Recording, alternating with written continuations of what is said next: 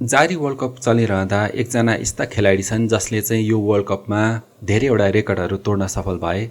जस्तो कि सबैभन्दा धेरै वर्ल्ड कपमा गोल स्कोर गर्ने रेकर्ड पनि उनले तोडे। उनी हुन् लियोनेल मेसी।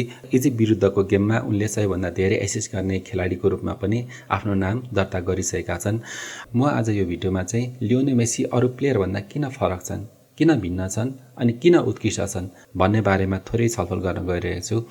जस्तो कि प्रायःजसो प्लेयरहरू चाहिँ आफ्नो पोजिसनमा मास्टर हुन्छन्, तर लियोनेल मेसी भनेको डिफेन्डर र किपरलाई छोडेर अरू पोजिसनमा सबैमा फिट हुन्छन्। उनी यस्ता प्लेयर हुन् जसले चाहिँ जर्सी नम्बर 5, 6, 7, 8, 9, 10, 11 यी सबै जर्सीले गर्नुपर्ने भूमिका उनले राम्ररी एक्लैले गर्न सक्ने क्षमता भएका खेलाडी हुन्।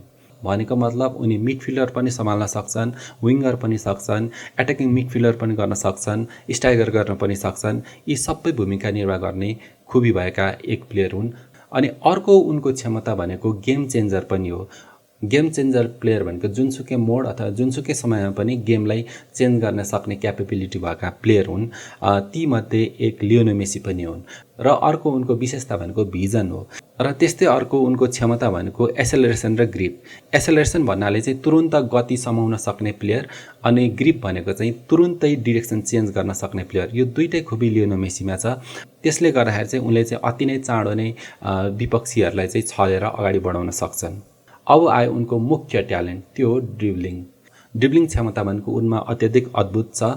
जब उनले बल भेट्छन् त्यो बल उनको खुट्टामा ग्लु टाँसे जसरी ड्रिब्लिङ गर्न सक्छन्। भनेको उनको खुट्टा र त्यो बलको डिस्टेन्स ज्यादा हुनै दिँदैनन्।